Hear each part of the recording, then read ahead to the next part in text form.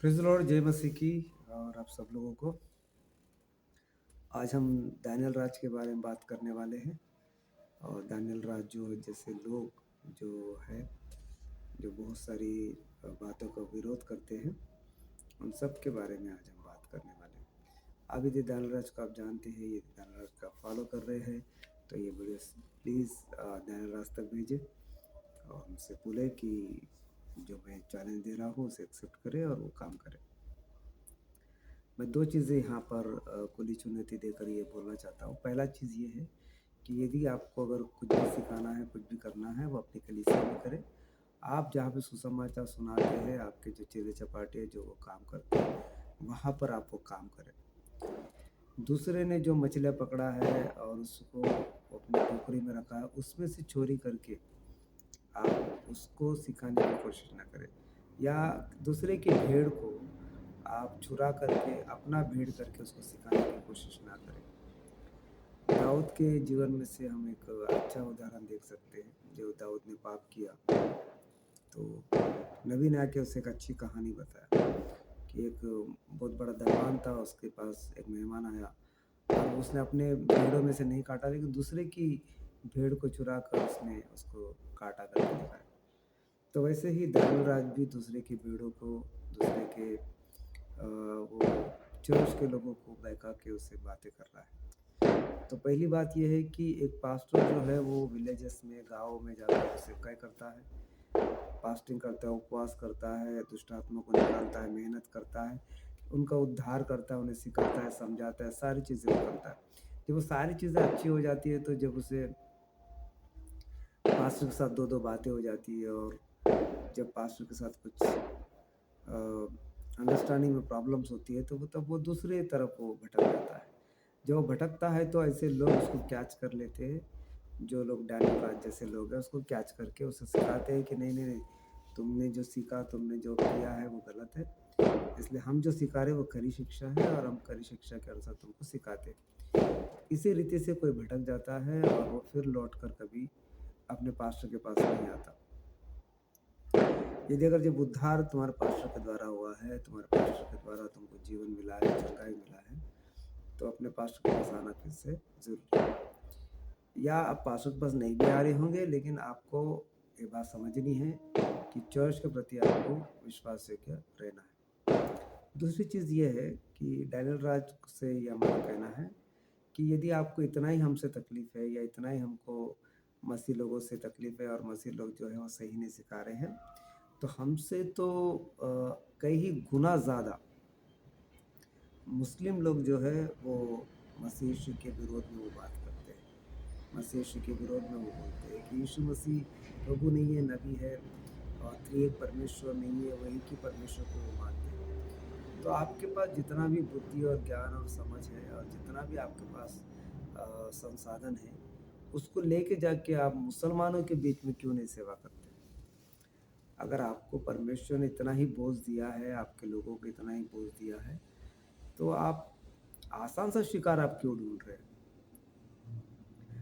आप मुसलमानों के बीच में जाइए और आपसे कहे कि मेरे पास खरी शिक्षा है, मेरे पास खरा परमेश्वर है, मेरे पास खरी बातें हैं। मैं आपको सिखाऊँगा कि इंसानियत क्या है, मसीहत क्या है। ये आप काम क्यों नहीं करते? आप सॉफ्ट टारगेट क्यों चुन रहे हैं? यानी जो आसानी से आपको शिकार आप जिसको कर सकते हैं, वो है पास्टर। क्योंकि आपको पता है कि पास्टर आपके साथ वाद-विवाद नहीं करेगा, पास्टर आपके साथ लड़ाई-झगड़ा नहीं करेगा, आपको अपशब्द नहीं बोलेगा, आपको गाली-गलौच नहीं करेगा, वो आपको प्यार से ही अपने लोगों को हैंडल करने की कोशिश करेगा। पहली बात ये है कि सॉफ्ट जो आपका टारगेट है वो पास्टर है, क्योंकि पास्टर आपको रिटर्न में जवाब तो नहीं देगा। इसलिए आप पास्टर के बारे में अपने अभी रिसेंट में आप बड़े-बड़े स्पीकरों का नाम ले रहे हैं और आप बोल रहे हैं उनको। तो वो अपना चर्च सँभालेगा, अपने विश्वासियों को देखेगा, अपने परिवार को देखेगा या अपने खुद की बातों को देखेगा या वो तुम्हारे साथ डिबेट करते हुए बैठेगा। जो उनके चर्च में जो बोल रहा है आप उसको उठाकर या वो जो भी मीटिंग में बोल रहे हो उसको उठाकर आप अ, लोगों को बोल रहे हैं कि देखो, देखो ये लोग गलत सिखा रहे हैं, ये लोग ये कर रहे हैं, वो कर रहे हैं। अगर इतना ही आपको चर्चेस से प्रॉब्लम है, इतना ही आपको सूरज प्रेमानी से आपको प्रॉब्लम है या ऐसे स्पीकरों से आपको प्रॉब्लम है, होली स्पिरिट से आपको प्रॉब्लम है, तो मेरा खुला चैलेंज है आज आपको कि आप जाओ मुसलमानों के बीच में आप जाकर सेवा करो। इतना आपको बाइबल का ज्ञान है, इतना, तो आप जाकर मुसलमानों के बीच में जाकर सुसमाचार का काम करो। जब आप वो काम आप करेंगे, उसके बाद में आप बोलो कि देखो मेरे पास खरी शिक्षा है, मेरे द्वारा बहुत सारे लोग, मुसलमान लोग उद्धार पा रहे हैं और मैं उनको चला रहा हूँ, ये खरी शिक्षा है।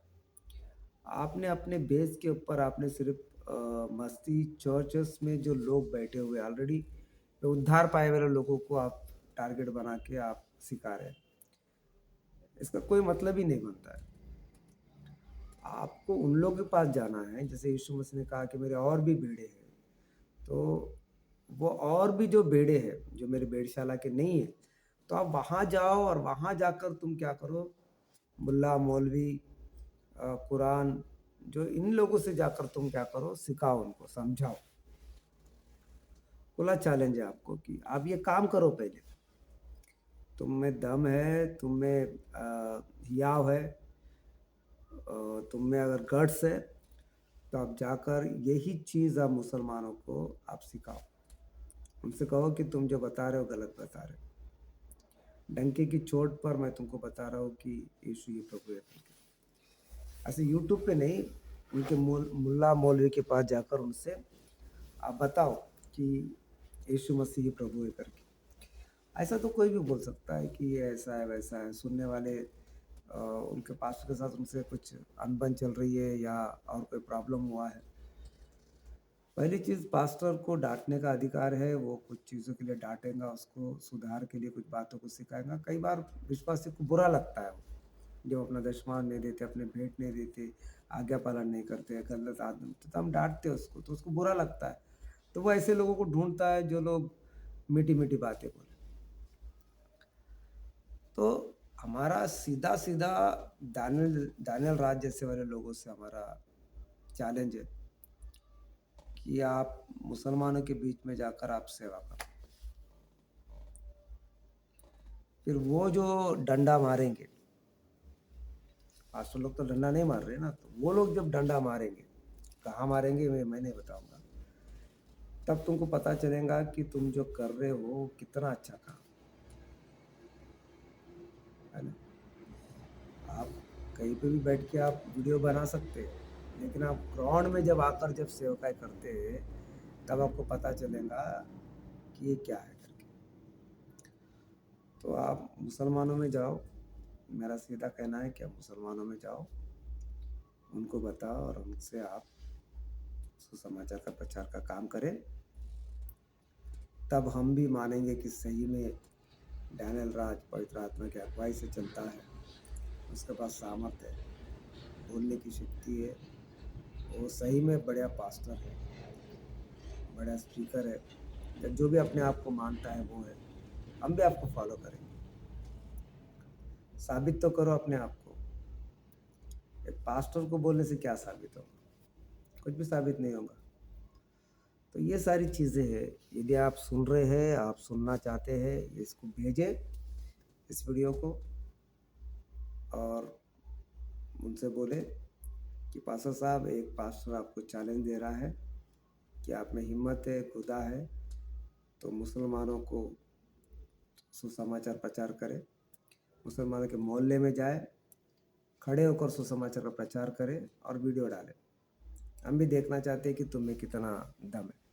या मुल्ला मौलवियों को बुलाए, उनके सामने बैठकर उसको वाद विवाद करें, डिबेट करें उनके साथ।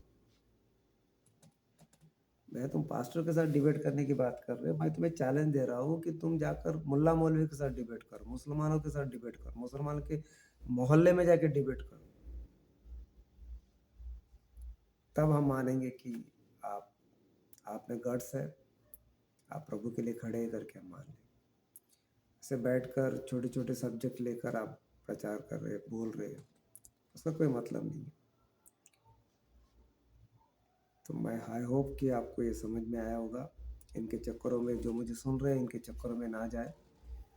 चक्करों में गए तो भी आप लोग खुद पछताएंगे, क्योंकि ऐसे बहुत से चर्चेस है जो दूसरे के भेड़ों को चुरा के अपने चर्च में लेकर जाते हैं, और उनके चर्च में वो संख्या दिखाने के चक्कर में वो ये काम करते हैं। ऐसे लोगों को हम पास्टर नहीं बोलेंगे, या ऐसे लोगों को हम ये नहीं कहेंगे, हम तो चोर करके कहेंगे उनको। तो आप सबको सावधान होने की ज़रूरत है और समझने की ज़रूरत है। ठीक है, सो आज के लिए वीडियो इतना ही। देखते रहे, सुनते रहे, अगर आपको पसंद आया। आखिरी एक विषय मैं बताकर इसको ख़त्म करूँगा। आप बोलेंगे कि बेचारे को आप डैनियल राज को बोलते जा रहे, कुछ सिखाओ। तो मैं छोटी छोटी बातें सिखा कर आपको इसको ख़त्म करूँगा। पहला कि बाइबल में कहीं पर भी परमेश्वर का नाम लिखा हुआ नहीं है। बाइबल में, ध्यान से सुने, कहीं पर भी परमेश्वर का नाम लिखा हुआ नहीं है। जब मूसा ने पूछा कि तेरा नाम क्या है, मैं उन्हें क्या बताऊं, किसने भेजा, तो उसने कहा कि मैं जो हूँ सो हूँ, अब्राहम का परमेश्वर, इसहाक का परमेश्वर, याकूब का परमेश्वर। तो उस नाम को कोई नहीं जानता। याहवे या यहोवा जिसे हम कहते हैं, उसी से इब्री और ग्रीक में से युडे वाव है करके उसे यहोवा करके उसे बताया गया है। तब याहवे या यहोवा के नाम से उसे जानते हैं। लेकिन असल में परमेश्वर ने कभी अपना नाम नहीं बताया। क्यों नहीं बताया? क्योंकि उसके ऊपर में कोई नहीं है। जैसे अगर नाम की हम बात करते हैं तो बाइबल हमें बताता है, या संसार भी हमें बताता है कि नाम लगाने वाले कोई ना कोई रहते हैं। जैसे आदम को परमेश्वर ने बनाया, और आदम ने सारी चीज़ों का, जानवरों का उसने नाम लगाया। आदम ने हव्वा का, या जितने भी है उसके बाद में आए, उन सब का उन्होंने नामकरण किया। तो कोई ना कोई नाम लगाने वाला होता है। जो कोई निर्माण करता है, उत्पन्न करता है, वह उसका नाम लगाता है। या पास्टर हो गया, धर्मगुरु हो गया, या माता पिता हो गया, दादी दादी, ये लोग नाम लगाते हैं। तो परमेश्वर का किसी ने भी नाम नहीं लगा सकता, क्योंकि उसके ऊपर में कोई नहीं है। इसलिए यीशु मसीह जब आया तो उसका नाम इम्मानुएल करके रखा गया, और उसने कहा कि ए स्वर्गीय पिता, ए अब्बा पिता। तो उसने कहा पिता, उसने नाम नहीं बताया, लेकिन उसने पिता करके संतोष किया। प्रकाशित वाक्य उसका 4:8 में लिखा है, अल्फा ओमेगा है वो, आदि वही है और अंत भी वही है। उसके सिवा कोई है ना रहने वाला है। आकाश का सिंहासन, पृथ्वी उसकी पैर की चौकी। तो आप इसको स्टडी करें। अगर अच्छा लगे तो कमेंट करें, बुरा लगे तो भी कमेंट करें, कोई बात नहीं। लेकिन पहली बात यह है कि परमेश्वर का किसी भी प्रकार का कोई भी नाम बाइबल में नहीं है। इसके विषय में बाइबल निःशब्द है, और इसलिए प्रभु यीशु मसीह ने उसे पिता करके कहा है। बहुत सारे लोग नाम के बारे में डिस्कशन करते हैं, यहोवा यिरे, यहोवा राफा, एल शडाय, एदोनाई। तो वो उसके गुणों को दर्शाता है, लेकिन उसका नाम नहीं है। जैसे जय दिया तो उन्होंने कहा यहोवा निसी, उपाय करने वाला, यहोवा यिरे, उपाय करेगा, लेकिन उसका कोई नाम नहीं है। जब प्रभु यीशु मसीह आया तो उसका नाम इम्मानुएल का एक नाम हमको दिया गया, वो नाम है यीशु मसीह। लेकिन पिता के अगर हम नाम की बात करें तो पिता का कोई नाम नहीं है, सिर्फ उसे पिता करके हम संबोधित करते हैं। और पवित्र आत्मा भी अब्बा पिता करके हम उसे पुकारते हैं। इसलिए पिता ने यीशु मसीह के बारे में बताया कि ये मेरा प्रिय पुत्र है, और यीशु मसीह ने पिता के बारे में बताया कि वो मेरा पिता है। और यीशु मसीह ने कहा कि मैं जा रहा हूँ, मैं पवित्र आत्मा को तुम्हारे लिए भेजूंगा। तो तीन एक परमेश्वर पर हम विश्वास करते हैं। जो कोई कहता है कि एक ही खुदा है करके, तो हमारा ये सवाल है कि आदि में वो किससे बात किया, उसका नाम कौन लगाया, और वो कहाँ पे रहता था। हमारा बाइबल हमको बताता है कि वो त्रिएक परमेश्वर है, वे एक दूसरे से वो बातें करते थे, और उन तीनों ने मिलकर आओ हम मनुष्य को बनाए। और गहरे जल के ऊपर आत्मा मंडरा रहा था, और आदि में यूहन्ना सुसमाचार में उसके बगैर, उस वचन के बगैर प्रभु यीशु मसीह कुछ भी निर्माण नहीं हुआ। आदि वचन था, वचन परमेश्वर के साथ था, और वचन ही परमेश्वर। तो हम इस बात को समझे कि उसका नाम नहीं है, उसका नाम एक ही है, उसका नाम पिता है। इसलिए ए अब्बा ए पिता करके हम बुलाते हैं। हमारा कोई रिलीजन नहीं है, हमारा क्या है, रिश्ता है परमेश्वर के साथ। प्रभु आपको आशीष दे, प्रभु आप पर शांति और अनुग्रह बनाए रखे। अगर ये वीडियो पसंद आई है तो आप प्रार्थना करते रहे, प्रभु आप पर अनुग्रह बनाए रखे, यीशु के नाम में आमीन।